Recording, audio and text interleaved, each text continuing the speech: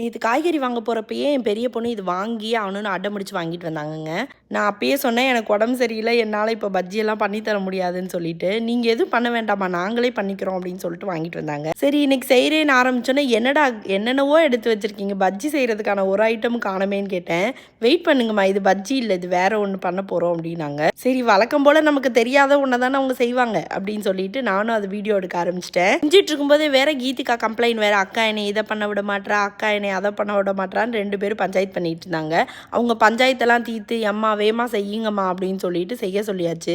உள்ள இருந்த அந்த சீடெல்லாம் எடுத்து முடிச்சோன்னே கார்லிக் அண்ட் ஹெர்ப்ஸ் சேர்த்த இந்த க்ரீம் சீஸ் வாங்கி வச்சுருந்தாங்க. அது கூடயே இன்னும் கொஞ்சம் சீஸும் போட்டு நல்லா மிக்ஸ் பண்ணி இதுக்குள்ளே ஃபில் பண்ண ஆரம்பிச்சிட்டாங்க. எனக்கு ஒன்றுமே புரியலைங்க. நான் இந்த மாதிரி ஐட்டம்லாம் சாப்பிட்டது கிடையாது. கீதிகாட்டையும் கேட்டு சாப்பிட்ருக்கியான்னு. நானும் சாப்பிட்டது இல்லைம்மா, அக்கா தான் பண்ணுறாங்க அப்படின்னாங்க.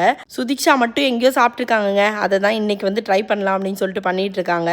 இதுக்கு பிரெட் க்ரம்ஸ் வேணுமா, அதுவும் இல்லைனாங்களா. சரி ஓகே, வீட்லேயே ப்ரெட்டை வந்து கொஞ்சம் மைக்ரோவேவில் இது பண்ணி அதையே க்ரம்ஸ் மாதிரி ரெடி பண்ணிட்டோம் வீட்லேயே. இப்போ தான் எனக்கு ஓகேவாக இருந்தது.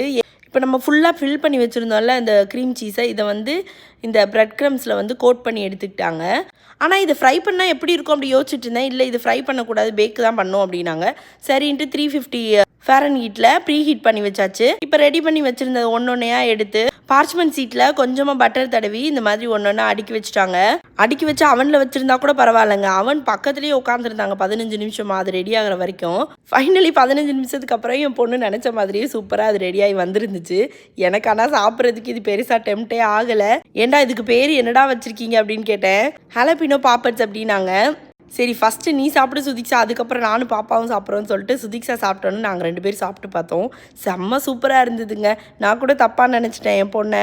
அந்த க்ரீம் சீஸோடு சேர்த்து சாப்பிடும்போது செம்ம டேஸ்ட்டாக அல்டிமேட்டாக இருந்தது.